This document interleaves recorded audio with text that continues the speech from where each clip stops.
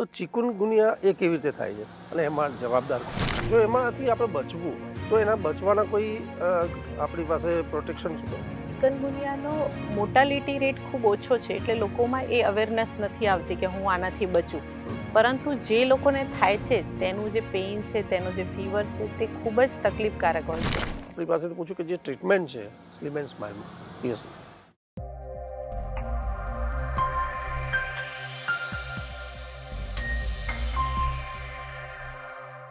નમસ્કાર દર્શક મિત્રો, હું અશોક મોદી અને મારી સાથે doctor Nidhi Thakkar, slim and સ્માઇલના એક્સપર્ટ ડૉક્ટર, અને આપ નિહાળી રહ્યા છો અમારા જીટીપીએલ ગુજરાતીની વિશેષ રજૂઆત અલ્ટિમેટ વેઇટ લોસમાં. નિધિબેન, આપનું સ્વાગત છે. નમસ્કાર.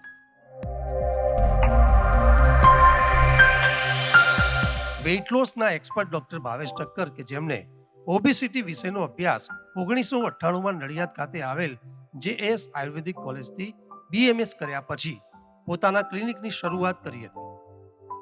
પહેલા જ દિવસથી ડૉક્ટર ભાવેશ ઠક્કરે ઓબેસિટીની સારવારમાં 20,000 જેટલા પેશન્ટની સફળતાપૂર્વક સારવાર કરવાની સાથે સાથે વિશેષ ઓબેસિટીની સારવારમાં એક જ પેશન્ટનું 57 kg વજન ઘટાડવાની અસાધારણ સફળતા મેળવી છે. વેઇટ લોસ માટે ડૉક્ટર ભાવેશ ઠક્કરને 2007માં ગુજરાતના હેલ્થ મિનિસ્ટર શ્રી અશોકભાઈ ભટ્ટ દ્વારા સન્માનિત કરવામાં આવ્યા હતા. તેમજ 2021માં જાણીતી અભિનેત્રી નોરા ફતેહી દ્વારા ગુજરાતનું બેસ્ટ આયુર્વેદિક વેઇટ લોસ માટેનો એવોર્ડ પણ એનાયત થયો હતો. આજે સ્લીમ એન્ડ સ્માઇલના પ્રસિદ્ધ થયેલા બેનર સાથે ડૉક્ટર ભાવેશ ઠક્કર અમદાવાદ ઉપરાંત મહેસાણા, આણંદ, નડિયાદ ખાતે ઓબેસિટીની સમસ્યામાં વજન ઘટાડવાની શ્રેષ્ઠ સારવાર આપી રહ્યા છે. નિધિબેન, જે પ્રમાણે આપણી પાસે સવાલો છે અને જે આજે ટોપિક કરવો છે, કેટલાક એપિસોડ પહેલાં આપણે જે વાત કરી હતી એક આર્થરાઇટિસની, કે અલગ અલગ જે પેઇન છે, જોઈન્ટ પેઇન 5, એની આપણે ચર્ચા કરી હતી. તો એમાં આજે આપણે એક એવા જોઈન્ટ પેઇન કે જેની એક વાયરલ બનતું હોય છે અને એની એક ચર્ચા હતી અને એની માટે સવાલો આપણી પાસે બહુ આવ્યા છે. કારણ કે જે પ્રમાણે આપણે જોતા હોઈએ છીએ કે આ જોઈન્ટ પેઇન જે રીતે થતા હોય છે એમાં ચિકનગુનિયા એનું પણ એક જબરદસ્ત પેઇન, એ વાયરલ છે, એકચ્યુઅલી વાયરલ હોય છે, વાયરલ દર્શક મિત્રો થાય છે. પણ 2004-5 પછી આ બહુ જ ઉભરીને આવ્યો છે કે જોયું છે કે વરસાદની એક સિઝન એમ પતે પછી શિયાળાની શરૂઆત થાય અને એના એક સ્પેશિયલ ખાસ પ્રકારના મચ્છર હોય છે અને એની સાથે જે ડેન્ગ્યુ પણ જોડે થતો હોય છે, એની પણ થોડીક વાત કરીશું આપણે. પણ જે ચિકનગુનિયામાં શરૂઆતમાં થોડો તાવ આપણે જોઈએ છે, પછી એકદમ જોઈન્ટ પેઇન પકડાઈ જાય છે અને એ જે જોઈન્ટ પેઇન થતા હોય છે એ બહુ જબરદસ્ત થતા હોય છે. અને મેં એવું જોયું, એવા પણ મેં પ્રત્યક્ષ લોકોને જોયેલા છે કે લોકોને ચમચી લઈને કોઈ કોળિયો ખાવાનો હોય તો પણ એ મોઢા સુધી પહોંચતા નથી. એ પ્રકારની એક અવસ્થા બની જતી હોય છે. તો ચિકનગુનિયાને લઈને આપણે આજે ટોપિક કરીએ છીએ. તો ચિકનગુનિયા એ કેવી રીતે થાય છે અને એમાં જવાબદાર કોણ? ખૂબ સારો પ્રશ્ન છે. ચિકનગુનિયા અત્યારે દિવસે ને દિવસે જેમ આ તેની પર્ટિક્યુલર સિઝન આવે છે ત્યારે તેના કેસીસ વધતા જાય છે. ચિકનગુનિયા એ વાયરલ ડિસીઝ છે અને તે એડિસ વર્ગના સ્પેશિયલ જે મોસ્કીટો હોય છે તેના દ્વારા તેનું સંક્રમણ સારા એવા પ્રમાણમાં ફેલાય છે. ડેન્ગ્યુ અને ચિકનગુનિયા બંનેનું સંક્રમણ ફેલાવનાર આ એડિસ મોસ્કીટો હોય છે, જે નોર્મલ મચ્છર કરતાં અલગ તરી આવે છે. આવા મચ્છર ઉપર સફેદ ડોટ્સ દેખાતા હોય છે અને તે સ્પેશિયલી ચોમાસામાં, એટલે કે વર્ષા ઋતુમાં ઓગસ્ટથી કરીને નવેમ્બર સુધી તે વધુ પ્રમાણમાં જોવા મળતા હોય છે. જેથી કરીને ચિકનગુનિયા અને ડેન્ગ્યુ બંને સંક્રમણ એ આ સિઝનમાં સૌથી વધારે જોવા મળતું હોય છે. ચિકનગુનિયાની વાત કરીએ તો સૌ પ્રથમ 1951માં તાન્ઝાનિયામાં તેનો કેસ ડિટેક્ટ થયો હતો અને ત્યારબાદ 1962માં કોલકાતામાં, ઇન્ડિયામાં ફર્સ્ટ ટાઈમ તે ડિટેક્ટ થયું હતું.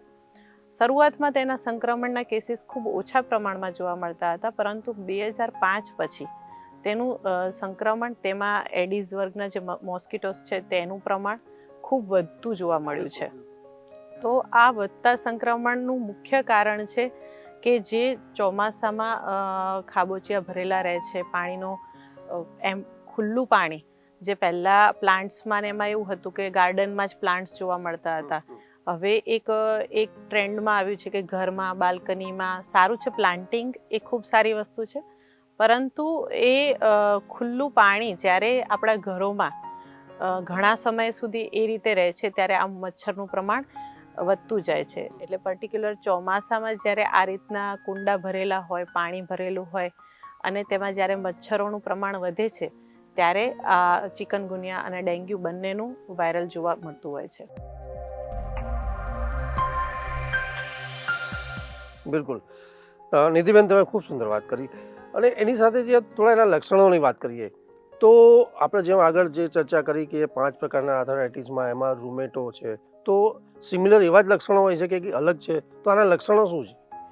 ચિકનગુનિયા જ્યારે એક્યુટ કન્ડિશનમાં જ્યારે થયેલો હોય ત્યારે સૌપ્રથમ તો તેમાં હાઈગ્રેડ ફીવર, જે લગભગ 101 થી લઈને 105 સુધી પણ વધે છે, તેટલું વધારે પ્રમાણમાં ટેમ્પરેચર તેમાં વધતું જોવા મળે છે. એકોર્ડિંગ ટુ વાયરલ ડોઝ, જે વાયરલનો લોડ હોય એ પ્રમાણે 101થી કરીને 105 સુધી પણ તેનો ફીવર વધતો જોવા મળે છે.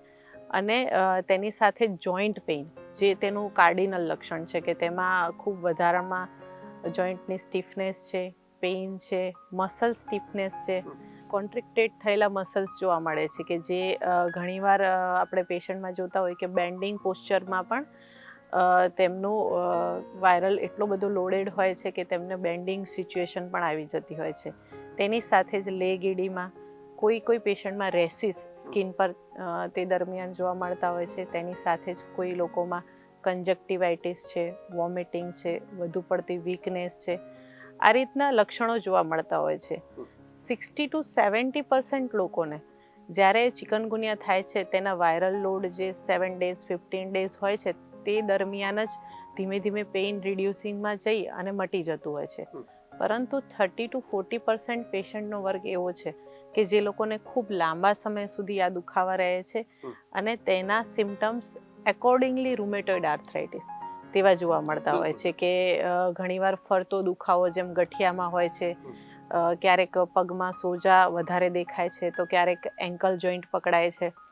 તો આ રીતે ઓન એન્ડ ઓફ તે લોકોના જોઈન્ટમાં પેઇન જોવા મળતું હોય છે, સ્ટીફનેસ જોવા મળતી હોય છે, સ્વેલિંગ જોવા મળતું હોય છે. અને ઘણીવાર તો વર્ષો સુધી ઘણા એવા પણ પેશન્ટ હોય કે મને 3 વર્ષ પહેલાં ચિકનગુનિયા થયો હતો, ત્યારથી મારો આ જોઈન્ટ પકડાયેલો છે અને હજુ પણ તેનો દુખાવો એઝ ઇટ ઇઝ છે. તો તેવું પણ ઘણા લોકોમાં જોવા મળતું હોય છે.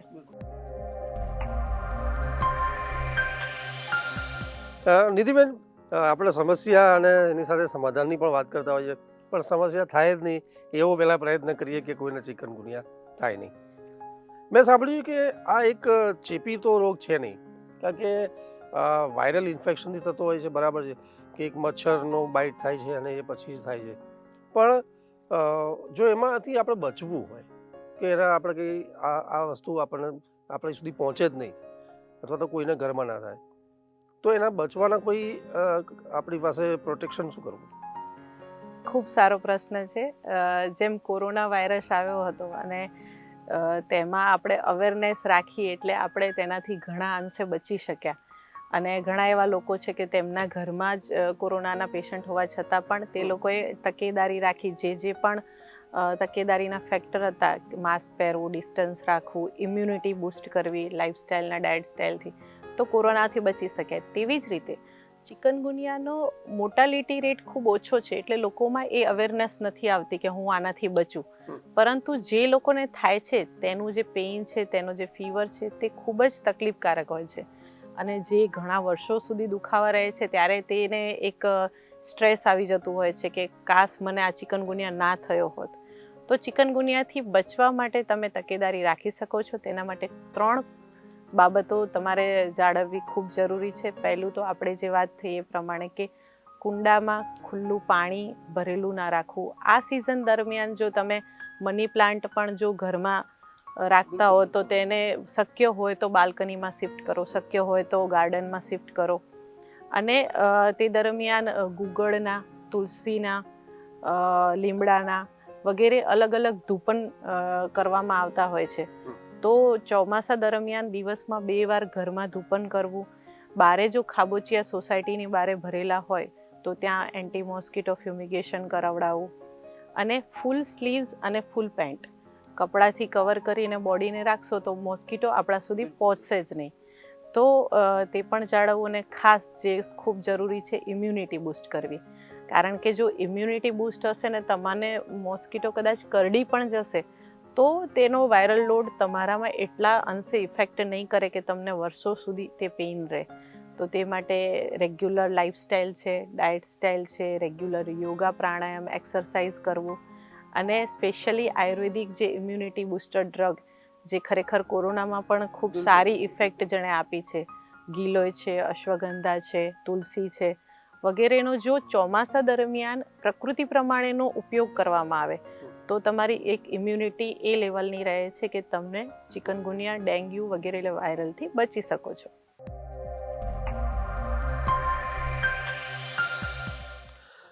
થોડી અહીંયા સ્પષ્ટીકરણ હું કહીશ, દર્શક મિત્રોના સવાલ બી ક્યાંક છે કે ડેન્ગ્યુ અને ચિકનગુનિયામાં શું ફરક છે મોટો, અને જે એક બીજા પણ એવા સવાલ છે કે ભાઈ જેમ આપણે ડોઝ લેતા હોય છે, જેમ કોવિડમાં જોયું આપણે કે એના ડોઝ હતા, રસી હતી, તો એની કોઈ આવી કોઈ ઔષધિ કે એના પ્રોટેક્શન માટે તો આપણે એવી કોઈ ઔષધિની વાત કરી શકીએ, અથવા તો ટ્રીટમેન્ટની તો વાત કરીએ જ છીએ આપણે, પણ એક થોડો ફરક જોવો છે અને એની આની કોઈ રસી વાત.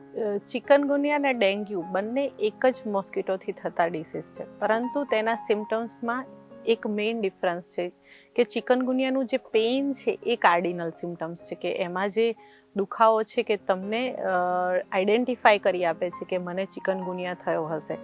કારણ કે જ્યારે એ પેઇન આવે છે ત્યારે બોડીમાં સ્ટીફનેસ, મસલ્સમાં સ્ટીફનેસ, તમારી જે મૂવમેન્ટ છે તે તમને ઇઝી ના લાગે. બેડ પરથી ઊભું પણ થવું હોય તો ઘણીવાર તમે ઇઝીલી ઊભા ના થઈ શકો. અને તેની સાથે જ આપણે ડાયગ્નોસ્ટિક પર્પઝથી વિચારીએ તો જ્યારે બ્લડ રિપોર્ટ કરાવવામાં આવે છે ત્યારે ડેન્ગ્યુમાં પ્લેટલેટ કાઉન્ટ ખૂબ ઝડપથી નીચે આવે છે, જે લોઅર સાઈડ જતું હોય છે, અને તેમાં વોમિટિંગનું સિમ્ટમ્સ ખૂબ કાર્ડિનલ તરીકે જોવા મળતું હોય છે, કે જે લોકોને વોમિટિંગ વધારે પડતી થતી હોય આવી રીતે હાઈ ગ્રેડ ફીવર પછી, તો એવું કંઈ માની શકાય કે તેને ડેન્ગ્યુ હશે. ચિકનગુનિયામાં વોમિટિંગ રેર કેસમાં જોવા મળે છે અને પેઇન ખૂબ વધારે જોવા મળે છે, અને તેમાં પ્લેટલેટમાં વાસ્ટ ડિફરન્સ એટલો નથી, ઘટે છે પરંતુ બહુ ઓછા પ્રમાણમાં ઘટે છે. તેની સાથે જ ચિકનગુનિયામાં RT-PCR ટેસ્ટ કરાવવામાં આવે છે ચિકનગુનિયા માટે, જે બહુ વાઇડલી અવેલેબલ નથી હોતો, પણ 12 થી 24 કલાકમાં જો તમારે ડાયગ્નોસિસ કરવું છે કે આ ચિકનગુનિયા છે તો તે જ કરાવવું ખૂબ જરૂરી બને છે. 8 દિવસ પછી ચિકનગુનિયાના એન્ટીબોડીઝ બોડીમાં બને છે કે જે IgG, IgM તરીકે ઓળખાય છે, અને તે તમે લગભગ 8 દિવસ પછી જો તેનો રિપોર્ટ કરાવો તો ચિકનગુનિયા કન્ફર્મ ડાયગ્નોસિસ કરી શકાય છે. પરંતુ ત્યાં સુધી રાહ ના જોવાય, એટલે સિમ્ટમ્સ અને બ્લડ રિપોર્ટ પરથી પણ તમે તેને ડિફરન્શિએટ કરી અને પ્રોપર લાઇન ઓફ ટ્રીટમેન્ટ કરી શકો છો. અને અગેઇન પ્રિવેન્શન માટે ગિલોય એક એવું ઔષધ છે તે બધા જ વાયરલમાં અને બધી જ પ્રકૃતિમાં અપાય છે. એટલે જો તમે ચોમાસા દરમિયાન સુદર્શન ઘનવટી છે, ગિલોય ઘનવટી છે, તેનું જો રેગ્યુલર 2 મહિના માટે એક ટાઈમ પણ જો રેગ્યુલર સેવન કરો તો તમે ચિકનગુનિયા, ડેન્ગ્યુ વગેરે વાયરલથી બચી શકો છો. બિલકુલ. નિધિબેન, હજી પણ હું થોડું ડેપ્થમાં હજી ટ્રીટમેન્ટની વાત કરવા માંગીશ. એક તો તમે બ્લડ ટેસ્ટની વાત કરી કે તો એમાં કયા બ્લડ ટેસ્ટ કરવા જોઈએ, અને ઇમ્પોર્ટન્ટ થિંગ છે જ્યારે વાયરલ હોય છે આ ચિકનગુનિયા, તો પોસ્ટ અને પ્રી જે એક સિચ્યુએશન હોય છે કે ભાઈ ચિકનગુનિયા થયા પહેલાંની વાત છે, અથવા તો જે પોસ્ટ ચિકનગુનિયા આર્થરાઇટિસ જે બને છે, જે પેઇન થાય છે, અને એની ટ્રીટમેન્ટની વાત હજી હું કરીશ. તો સ્લિમ એન્ડ સ્માઇલમાં જે આપણા જે પેશન્ટ છે, અથવા તો તમે જે કોઈને સારા ક્યોર કર્યા છે એવા લોકોને આપણે ક્યાંક હશે તો હું વિડીયોઝ પણ આપણે દર્શક મિત્રો કરીશું, પણ એક ટ્રીટમેન્ટની વાત કરીએ. જ્યારે ટ્રીટમેન્ટની વાત આવે છે ત્યારે ચિકનગુનિયામાં 2 પ્રકારની ટ્રીટમેન્ટ છે, કે જ્યારે એક્યુટ કન્ડિશનમાં, જ્યારે ફીવર છે, પેઇન છે, સ્ટીફનેસ છે, રેસિસ છે, તે કન્ડિશનમાં જ્યારે પેશન્ટ આવે છે ત્યારે સૌ પ્રથમ તો તેને રેસ્ટ આપવાનું કહેવામાં આવે છે, કે તમારે જેટલા દિવસ વાયરલ લોડ તમારા બોડીમાં ફીવર અકર થાય છે તેટલા ટાઈમ પૂરતું બિલકુલ બી રેસ્ટ બોડીને આપવો જોઈએ. તેની સાથે જ સારા એવા પ્રમાણમાં હાઇડ્રેશન, એટલે કે વોટર ઇન્ટેક તમે જેટલું મેક્સિમમ લઈ શકો તેટલું ખૂબ સારું છે. અને ચિકનગુનિયા માટે પર્ટિક્યુલર આયુર્વેદમાં અમે લોકો સૂંઠથી સિદ્ધ જલ આપતા હોઈએ છીએ, જેમાં 4 લીટર પાણીમાં તમે 1 લીટર સૂંઠ પાવડરને નાખી અને અડધું ઉકળે તેટલું પાણી ઉકાળી તેને ઠંડુ કરી અને જો દિવસ દરમિયાન તેનો જો પીવામાં આવે તો તમે ઇઝીલી ફીવર, પેઇન બધામાં જ તમને ફાયદો થતો હોય છે. તેની સાથે જ લાઇટ ટુ ડાયજેસ્ટ ડાયટ કે જે ભાતનું અસામણ છે, મગનું સૂપ છે, દૂધીનો સૂપ છે, જેટલું લિક્વિડ ફોર્મ ડાયટ તમે તે દરમિયાન લો તેટલું જ તમારું વાયરલના લોડ સામે તમે તમારા ડાયટથી પણ ફીવર અને તેને કંટ્રોલમાં લાવી શકો. ઔષધોની જો હું વાત કરું તો અગેઇન પ્રકૃતિ પ્રમાણેના ઔષધો આપવામાં આવે છે.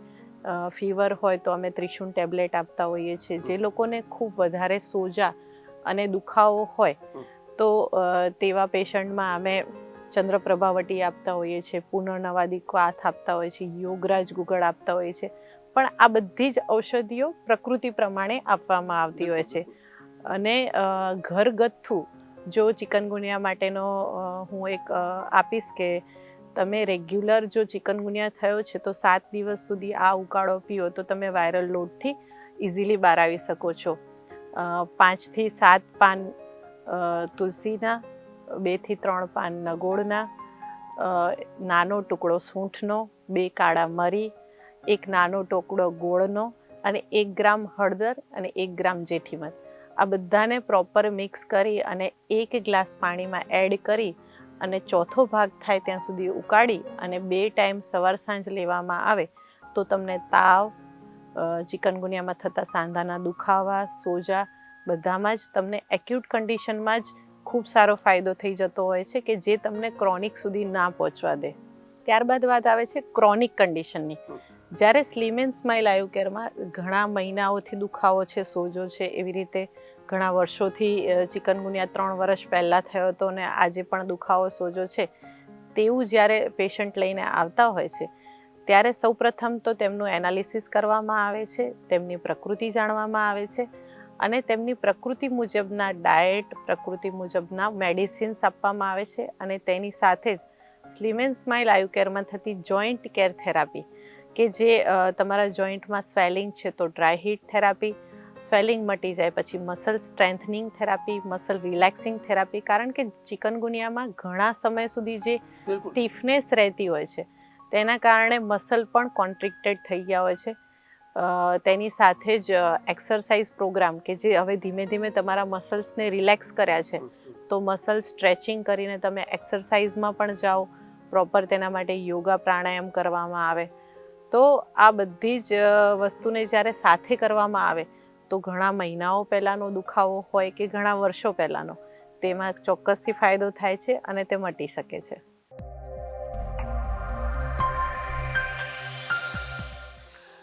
નિધિબેન, આપનો વિશેષ આભાર કે આજે જે દર્શક મિત્રો આપના જે સવાલો હતા અને ક્યાંક આપણે જે 5 આર્થરાઇટિસને આગળ જે વાત કરી હતી અને એમાંનો એક જોઈન્ટ પેઇન આપણે ચિકનગુનિયા કે જે એક સિઝનેબલ અને વાયરલ થાય છે અને એમાં જે આજે આપના પ્રશ્નો હતા એમાં લેવાનો પ્રયત્ન કર્યો છે.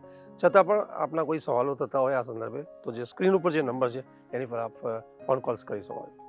નિધિબેન, એ પછી આપણે જો વાત કરીએ તો એવા જ જોઈન્ટ પેઇનના દુખાવાની વાત કરીશું અને દર્શક મિત્રોના સવાલ પણ છે ઘણા ટાઈમથી અને ખૂબ દર્શક મિત્રો આનંદ પણ થાય છે કે જ્યારે આવા જોઈન્ટ પેઇનના જે સવાલો હતા એમાં તમારા અમને ખૂબ સારા એવા સવાલો, પ્રતિભાવ મળ્યા છે. ત્યારે નિધિબેન, ચિકનગુનિયા પછી આપણે વાત કરીએ ગાઉટની. ગાઉટ પણ એક જબરદસ્ત એવું જ પેઇન છે અને એમાં પણ જે લોકોના સવાલ છે, કન્ફ્યુઝન્સ છે ક્યાંક, એ પણ એમને જાણવાની ખૂબ જ ઈચ્છા છે અને એને ટ્રીટમેન્ટની પણ વાત કરીશું. ગાઉટમાં લોકોનું વધારે પડતું એ માનવું છે કે યુરિક એસિડની માત્રા વધી જવાથી આ વસ્તુ બનતી હોય છે. પણ ઘણા બધા કેસમાં એવું પણ આપણે જોયું છે કે ભાઈ એના સિમ્ટમ્સ નથી હોતા યુરિક એસિડ, પણ ગાઉટ હોય. તો આ બધી બાબતોમાં સવાલ ક્યાંક હતા. તો આપની પાસેથી જાણવું છે કે ગાઉટી જે આર્થરાઇટિસ છે એ શું છે? ખૂબ સારો ક્વેશ્ચન છે કે જ્યારે ગાઉટી આર્થરાઇટિસ થતો હોય છે ત્યારે યુરિક એસિડ વધારે હોય છે તેવું બનતું હોય છે, પરંતુ દર વખતે જ યુરિક એસિડ ખૂબ વધારે પ્રમાણમાં વધ્યું છે અને ગાઉટી આર્થરાઇટિસ રિલેપ્સ થયું છે તેવું નથી બનતું.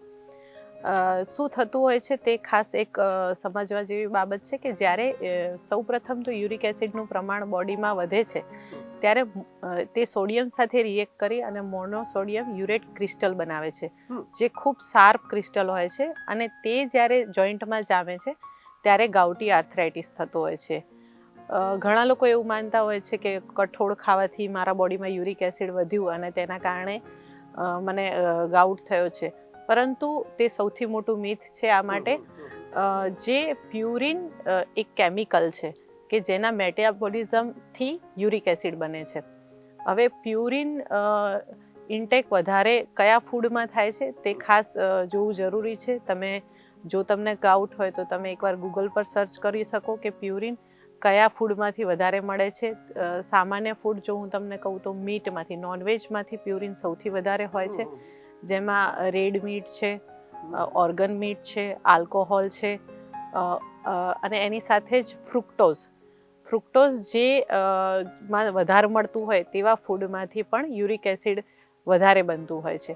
તો ફ્રુક્ટોઝમાં તમે કોલ્ડ ડ્રિંક્સ છે, સોફ્ટ ડ્રિંક્સ છે, જે બેવરેજીસ છે, ફ્રુક્ટોઝ સિરપ એડ થતા હોય તેવા બેકરી આઇટમ્સ છે, ફ્રૂટ અને ફ્રૂટ જ્યુસનું ખૂબ વધારે પ્રમાણમાં સેવન કરતા હોય, જે લોકોનું લીવર ફંક્શન વીક હોય અને મેટાબોલિઝમ સ્લો હોય તેવા લોકોમાં પણ ગાઉટ વધારે પ્રમાણમાં જોવા મળતું હોય છે. તેના સિવાય વાત કરીએ તો જે લોકોને ઓબેસિટી છે, બ્લડ પ્રેશર છે, ડાયાબિટીસ છે, જે મેટાબોલિક ડિસીઝ છે, તેમાં પણ યુરિક એસિડનું પ્રમાણ વધારે જોવા મળતું હોય છે. જે લોકોને એસ્પિરિન છે, બીટા બ્લોકર છે, હાઇઝાઇડ છે, એ મેડિસિન ઘણા ટાઈમથી ચાલુ હોય તો તેના પરિણામ સ્વરૂપે પણ યુરિક એસિડ બોડીમાં વધતું જોવા મળે છે અને ગાઉટ થતો જોવા મળે છે. તે સિવાય જો વાત કરીએ તો જે લોકોનું કિડની ફંક્શન પણ વીક છે, કે જે લોકોનું ફિલ્ટ્રેશન પ્રોપર થતું નથી, કારણ કે યુરિક એસિડ જ્યારે બોડીમાં વધે છે ત્યારે કિડની તેને વોશ આઉટ કરવા માટે રેડી હોય છે, પરંતુ જે લોકોનું કિડની ફંક્શન વીક હોય છે, જે લોકોને CRF હોય, ક્રોનિક રિનલ ફેલ્યોર હોય, તે લોકોમાં પણ યુરિક એસિડનું પ્રમાણ તેના લીધે વધારે જોવા મળે છે. કેન્સરના પેશન્ટમાં જે લોકોને કીમોથેરાપી, રેડિયેશન આપવામાં આવતું હોય તે લોકોમાં પણ યુરિક એસિડનું પ્રમાણ વધારે જોવા મળે છે. એટલે ગાઉટમાં એવું નથી કે ખાલી વેજ પ્રોટીનનો ઉપયોગ વધારે કરવાથી જ મને ગાઉટ થાય છે અને યુરિક એસિડ વધે છે. જ્યારે એકવાર યુરેટ ક્રિસ્ટલ બોડીમાં બની જાય છે પછી તમારું યુરિક એસિડ કંટ્રોલમાં પણ રહેશે, તો એ યુરેટ ક્રિસ્ટલને બોડીમાંથી વોશ આઉટ કરવાના એફર્ટ કરવા પડશે, ત્યારે જઈને જ તમને ગાઉટમાં ફાયદો થઈ શકે છે. બિલકુલ. નિધિબેન, ટ્રીટમેન્ટની જો વાત કરીએ સ્લિમ એન્ડ સ્માઇલની, તો આ કન્ડિશનમાં મેં જોયું છે કે જ્યારે નેચરલી છે કે જ્યારે કોઈ પેશન્ટ ક્લિનિક અથવા દવાખાને જાય તો એકદમ જબરદસ્ત કન્ડિશનમાં જ જતો હોય છે અને બહુ હેવી પેન હોય ત્યારે સ્ટીરોઇડ લેવાની નોબત આવી ગઈ હોય ત્યાં સુધી એ લોકોને પહોંચતું હોય છે. ત્યારે આપણી પાસેથી પૂછ્યું કે જે ટ્રીટમેન્ટ છે સ્લિમ એન્ડ સ્માઇલમાં, યસ. જ્યારે ગાઉટનું પેઇન લઈને સ્લિમ એન્ડ સ્માઇલ આઈ કેરમાં પેશન્ટ આવતું હોય છે ત્યારે સૌપ્રથમ તો તેના કારણમાં જ અમે લોકો જતા હોઈએ છીએ કે કયા કારણના લીધે તેમને ગાઉટ થયો છે. પ્યુરિનના વધારે ઇન્ટેકના કારણે, કોઈ મેડિસિનના કારણે, લીવર ફંક્શન વીક છે કે મેટાબોલિક કોઈ ડિસઓર્ડર છે. તો જે કારણ છે તે પ્રમાણેની ટ્રીટમેન્ટ આપવામાં આવે છે. આવા પેશન્ટમાં જ્યારે વેટ લોસ પ્રોગ્રામમાં તે જતું હોય અને મેટાબોલિક ડિસફંક્શન તેનું ક્લિયર થતું હોય તો તેમાં ખૂબ સારો ફાયદો મળે છે. યુરિક એસિડ એક પ્રકારનું બોડીનું ટોક્સિન છે તેવું સમજી શકાય. તો ડિટોક્સિફિકેશનની જે 360 degree programme slim and smile eye કેરમાં થાય છે તે કરાવવામાં આવે તો આનાથી રૂટ ક્યોર થતું હોય છે અને તેની સાથે જ તેમની પ્રકૃતિ પ્રમાણેના મેડિસિન્સ અને પ્રકૃતિ પ્રમાણેના ડાયટ પ્રોગ્રામ આપવામાં આવે છે કે જેનાથી તેમનું વેટ લોસ પણ થાય, તેમનું ડિટોક્સિફિકેશન પણ થાય. અને ઘરગથ્થુ જો હું વાત કરું તો કારેલા પર એક સારું રિસર્ચ કરવામાં આવ્યું છે કે તેમાં વિટામિન C ભરપૂર પ્રમાણમાં છે, પોટેશિયમ સારા પ્રમાણમાં છે અને બીટા કેરોટીન નામનું એક દ્રવ્ય છે કે જે યુરિક એસિડને, યુરેટ ક્રિસ્ટલને તોડવામાં ખૂબ સારું મદદ કરતું હોય છે. તો જે લોકોને વારે ઘડીએ ગાઉટ રિલેપ્સ કરતું હોય ને ગાઉટી આર્થરાઇટિસનો એટેક આવતો હોય તે લોકો જો દર 3 મહિને 21 દિવસ સવારે કારેલાનો જ્યુસ 10 ml થી કરીને 20 ml જેટલી તે લોકોની એજ, તે પ્રમાણે જો 21 દિવસ સુધી રેગ્યુલર ઇન્ટેક કરવામાં આવે તો જે ગાઉટી એટેક છે તેનાથી બચી શકાય છે અને સ્લિમ એન્ડ સ્માઇલ આયુ કેરમાં તે ક્યોર પણ થઈ જાય છે.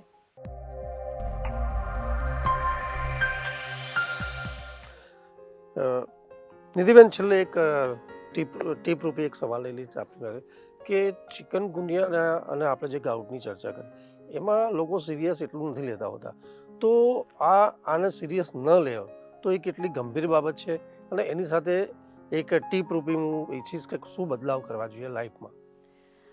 જે લોકોને આ રીતે વાયરલ ડિસીઝ થતા હોય, યુરિક એસિડ વધવાથી ગાઉટ થતો હોય, તે લોકોએ ખાસ તો તેમની લાઈફસ્ટાઈલ, ડાયટ સ્ટાઇલ મોડિફિકેશનમાં જવું ખૂબ જરૂરી છે. તમે તમારા શિડ્યુલમાં જેટલું ઇમ્પોર્ટન્સ તમારી ડ્યુટીને આપો છો તેટલું જ ઇમ્પોર્ટન્સ તમારી હેલ્થને આપો. હેલ્થ માટે એક ટાઈમ શિડ્યુલ બનાવો કે આટલા કલાક મારે એક્સરસાઇઝ માટે આપવા છે, આ ટાઈમ પીરિયડ દરમિયાન મારે ડાયટ લઈ જ લેવાનો છે, સ્લીપ સાયકલ મારે મિનિમમ આટલાથી આટલા વાગ્યા સુધી સૂઈ રહેવાનું છે અને સ્ટ્રેસ ફ્રી રહેવા માટે રેગ્યુલર યોગા, પ્રાણાયામ કરવું જોઈએ, હાઇડ્રેશન રાખવું જોઈએ બોડીને સારા પ્રમાણમાં અને આયુર્વેદ સાથે કનેક્ટ રહેવું એ ખૂબ જરૂરી છે. અને અત્યારની લાઈફસ્ટાઈલમાં જો આયુર્વેદ સાથે કનેક્ટ રહેવામાં આવે તો તમે ઘણા ડિસીઝથી બચી શકો છો અને મટાડી પણ શકો છો.